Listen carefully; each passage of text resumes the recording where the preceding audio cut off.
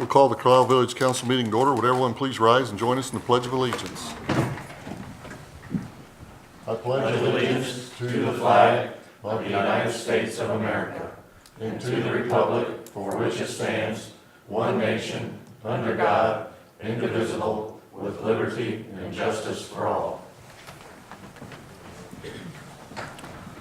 Roll call. Mr. Bignall. Here. Mr. Jewett. Present. Mr. McEldowney. Here. Mr. McIntosh. Here. Ms. Tankersley. Here. Mr. Humphries. Yes. Mayor Winkler. Here. The next item is our minutes. Do we have a motion to suspend the reading of the minutes by the clerk? So moved. Second. Roll call. Ms. Tankersley. Yes. Mr. Humphries. Yes. Mr. Bignall. Yes. Mr. McEldowney. Yes. Mr. McIntosh. Yes. Mr. Jewett. Yes. Mayor Winkler. Yes. Before you are the minutes of our regular meeting of June the 12th. Is there any additions or corrections to the minutes as presented? Hearing none, do we have a motion to adopt? So moved. Second. Take your pick. Roll call. Mr. McIntosh. Yes. Mr. Jewett. Yes. Ms. Tankersley. Yes. Mr. McEldowney. Yes. Mr. Humphries. Yes. Mr. Bignall. Abstain. Mayor Winkler. Yes. Regular minutes of June the 12th have been adopted. Next is our public forum. Is there anyone in the audience this evening that would like to address council? If so, please come to the podium and state your name and address for the record, please. How are you? Just fine. Yourself? My name's Claudia Tubbs. I live in 7400 Diane in Meadowlark. And I wanted to thank the police department for running radar on Meadowlark. Meadowlark, Diane, I'm sure Montgomery, Janet is a racetrack. And when I go to work in the morning about 6 o'clock, I see them running radar on 123 by the gravel pit, Lower Carlisle Road into Hollywood. And I don't care how fast people go there, frankly, because there's no danger to anybody to speak of compared to how there is in the neighborhoods. And I'd like to encourage the police department to step up patrols in the neighborhood. We've got areas without sidewalks. We've got kids and people walking dogs, and it is going down Meadowlark, the speed limit. You're going to have somebody on your tail flashing their lights, flipping you off because you're going to speed limit. And I would like to see more neighborhood police watch. That would be my request. And secondly, I'd like to thank the fire chief. We recently had an incident at the senior citizens home, which I emailed some of you about, and unfortunately never heard back from you. However, he stepped up, and him and the GEMS captain, and worked on that and got that taken care of. So I just wanted to put a shout out to him as well. I remember your email. Yeah. And I didn't respond, but I did read it. It was about the lockbox or Yes. something? They weren't able to get in, and we had a woman laying on the floor for a long time. And there was just some mix-up between the old fire chief and GEMS and egos or something. I don't know what happened, but at any rate, those two got together and worked it out, and I just wanted to publicly thank him for doing that. Okay. I did read your emails and the ones from the chief back to Yeah. you and so Yeah. forth, so. Yeah, so that's all I got. Thank Okay, you. thank you. Thank you. Public forum is still open if anyone else would like to address council. Seeing none, we'll close the public forum. We'll move on to council report. Mr. Humphries, would you like to start this evening? Thank you. I have 2 points of interest. Number one would be, I believe it was June 15th on a Friday evening, just about around 7 o'clock, a tone dropped of a motorcycle hitting a car on Central 123 in Park Drive. And the amazing thing about that was the fact that we had as quick a response as anybody could have that night, because they just happened to be at the fire department. And I'm talking within seconds, they were on hand, had the scene covered, assisted GEMS with the woman that got put into the ambulance, and eventually ended up, there's 2 people, a man and a woman on a motorcycle. And fortunately, they were both wearing their helmets. I've not got to find out who they are, but the response from the Carlisle Fire Department was just amazing. It was almost instantaneous. So I'd like to commend them for that. I'd also like to acknowledge a thank you for the community to allow me to go to the Warren County Municipal League dinner, which was at the Golden Lamb last Wednesday. The guest speaker it was a real fruitful bit of information for those that are elected officials and finance directors and people that are in the finance field. I'm not going to go deep into what it was, but it's something that it was brought to light that we need to know more about. And you know, when you go to functions like that, it's not only networking, it's also information that we get to protect ourselves, to also help protect the community. And I'd like to thank the community for that opportunity. That's what I have this evening. Okay, thank you. Mrs. Tankersley? Yes, I would like to shout out to Officer Thurman and thank him for patrolling neighborhoods, because he happened to be in my neighborhood Sunday afternoon, and my dog got out, and he was gone for a couple hours, and by the time I realized he was gone. And so I was walking the neighborhood looking for him, and I hadn't called the police or anything, but apparently Officer Thurman was patrolling, and some people flagged him down and said, has anyone said that they've lost a dog? And he said, no, but he said, I think maybe someone looking for one. So he came back and he asked me if I was looking for him. And so thanks to Officer Thurman, and the couple is Cynthia and Sylvester Caudell of Timothy were the ones that found my little dog and put him behind the fence, because I was scared Dad was going to find him, you know, hit.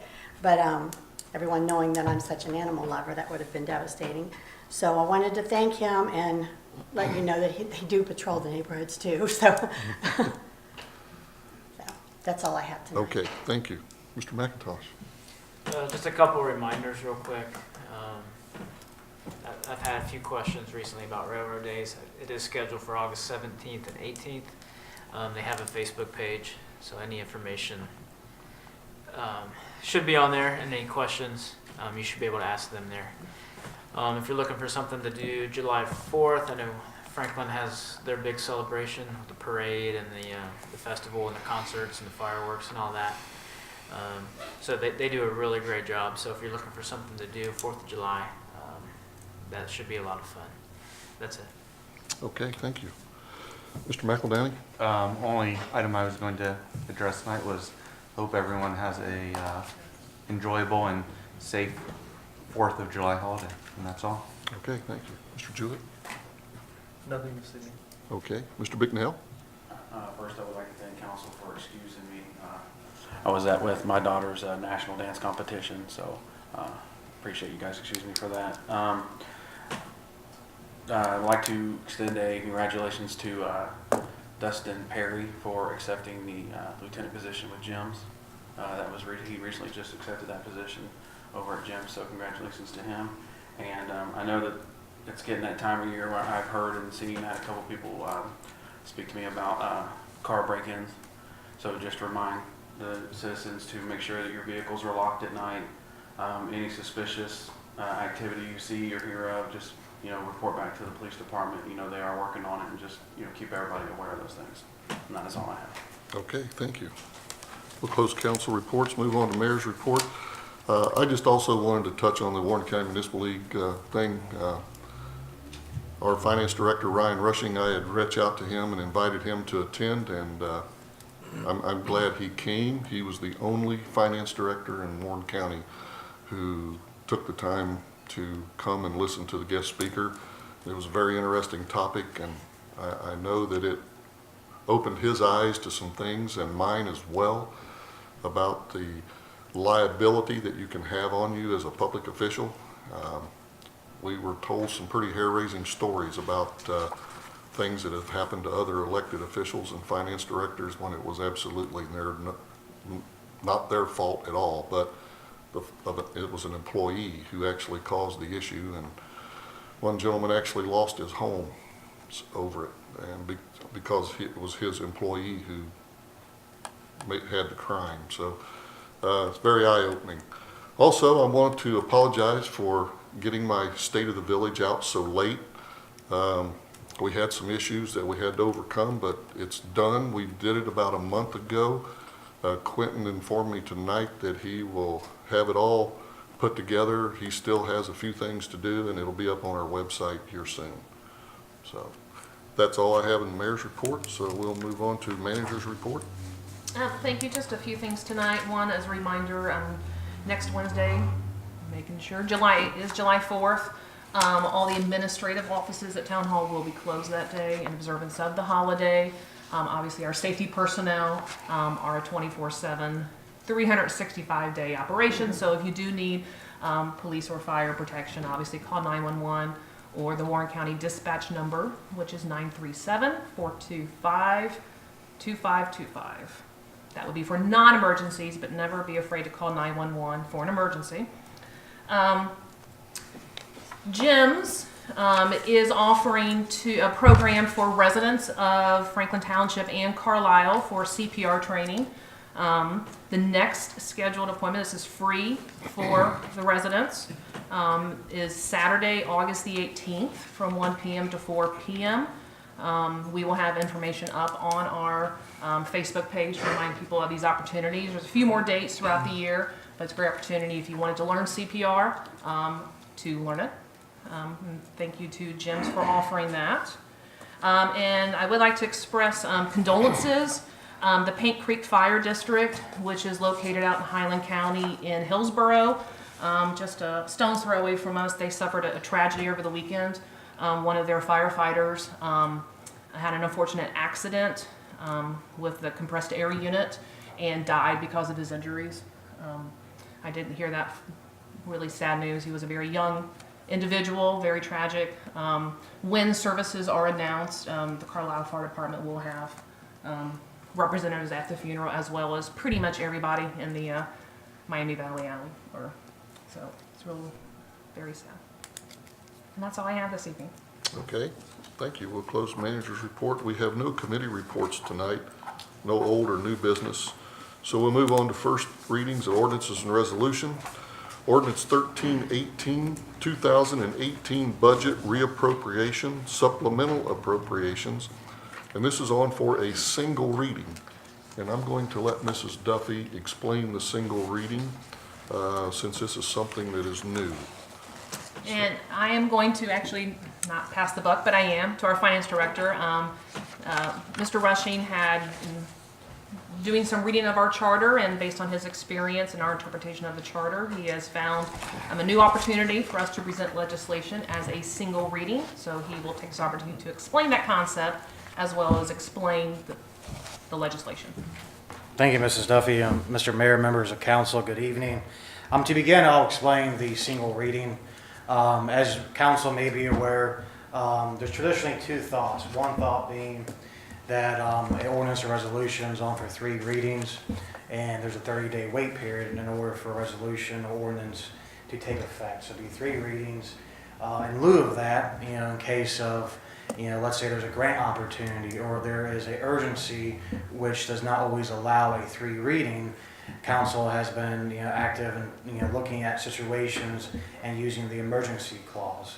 The emergency clause, as we may be aware, waives the 3 readings and allows the ordinance or resolution to take effect immediately. In the charter, there's actually a third option, and that's for a single reading. Single readings are, you can think of it more or less like any other resolution or ordinance. There's still a first reading, but instead of having 2 additional readings, the ordinance or resolution is approved at a single hearing and then takes effect within 30 days. So unlike an emergency ordinance, one does not have to declare an emergency. There's still a 30-day wait period. It just suspends the 2 additional readings. So this is a tool I believe should be utilized by council, and it's another tool for council to use to not have to declare emergencies for ordinance or resolution, but rather if something does come about that desires to be in effect within an expedient amount of time, to have a single reading, dispenses the 2 additional readings, but still has a 30-day wait period in terms of taking effect. So that's in a summary of what a single reading is. It does require a passage by 5 votes as opposed to a majority of 4. But in lieu of that, again, it's a single reading, does not declare emergency, and takes effect after 30 days. So any questions on the single reading before I get into the whole ordinance in front of you? Well, seeing none, per council's instructions during the last meeting, this is our first amendment to our annual appropriations ordinance, or our budget, as we like to call it. There's two main items to this, as well as some housekeeping items. The first being that we are appropriating an additional $250,000 for the proposal of the street light at Union and State Route 123.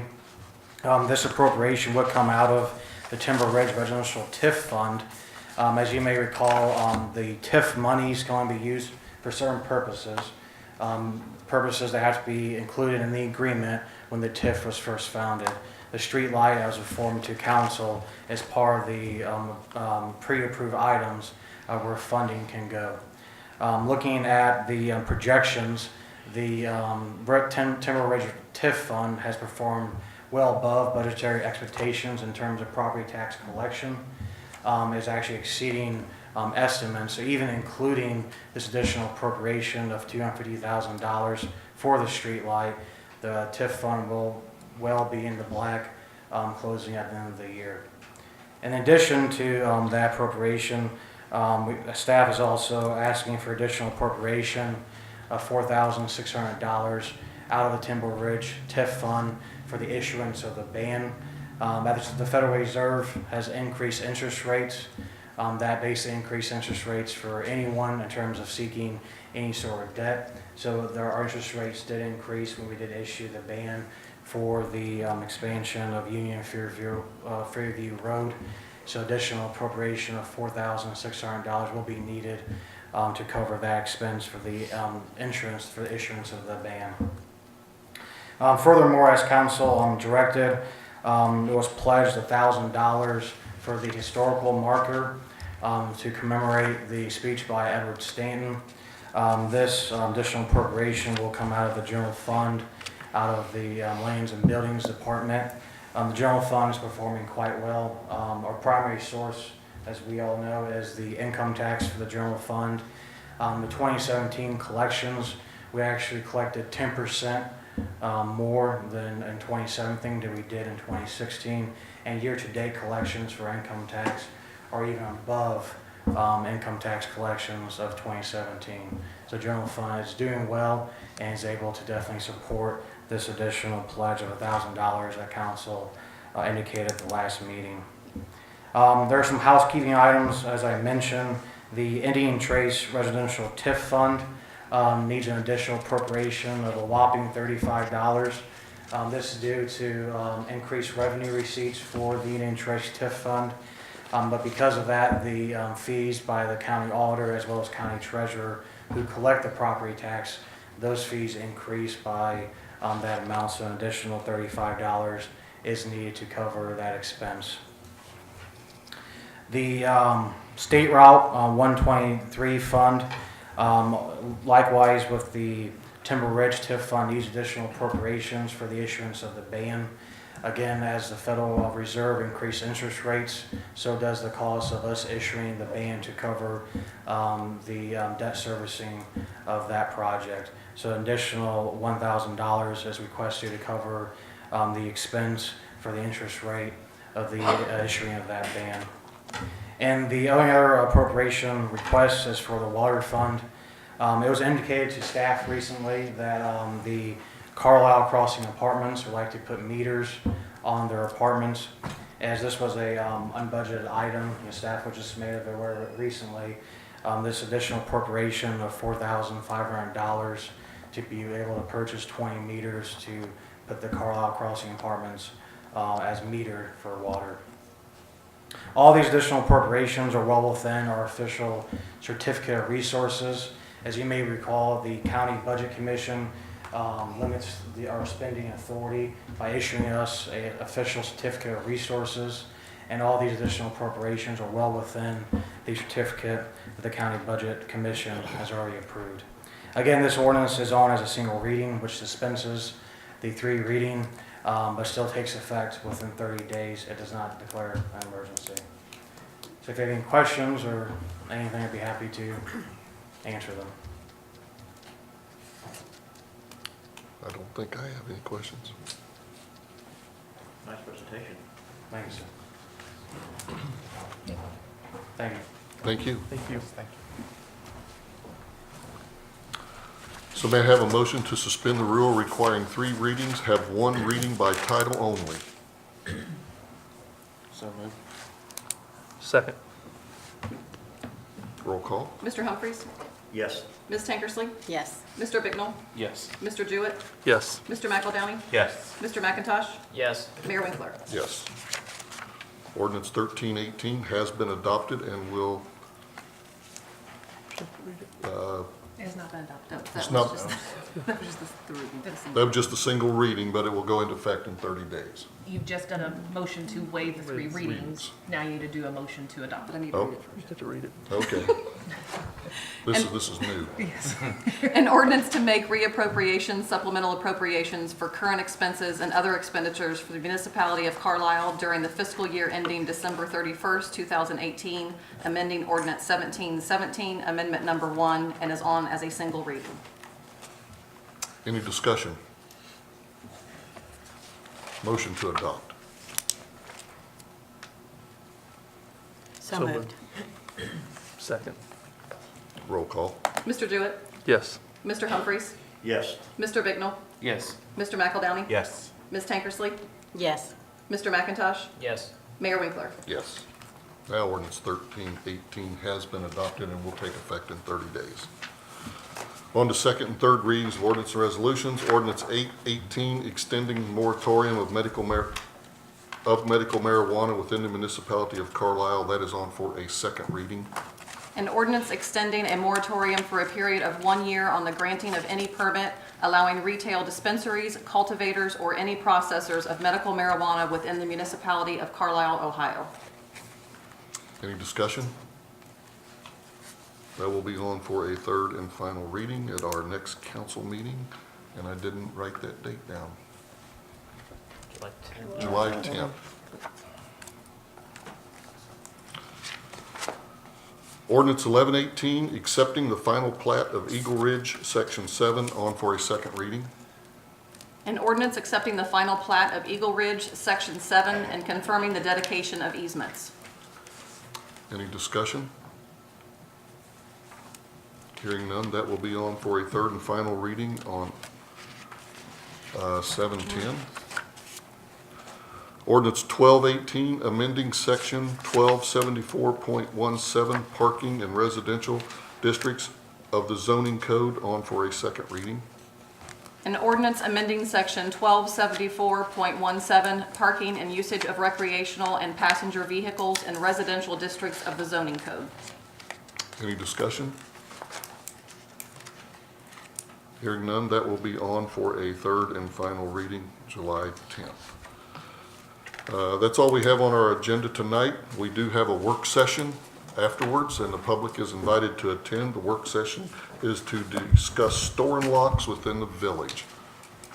We have a motion to adjourn. So moved. Second. Roll call. Mr. Jewett? Yes. Mr. McIntosh? Yes. Ms. Tankersley? Yes. Mr. Bicknell? Yes. Mr. Humphries? Yes, please. Mr. McElDowney? Yes. Mayor Winkler? Yes. We are adjourned.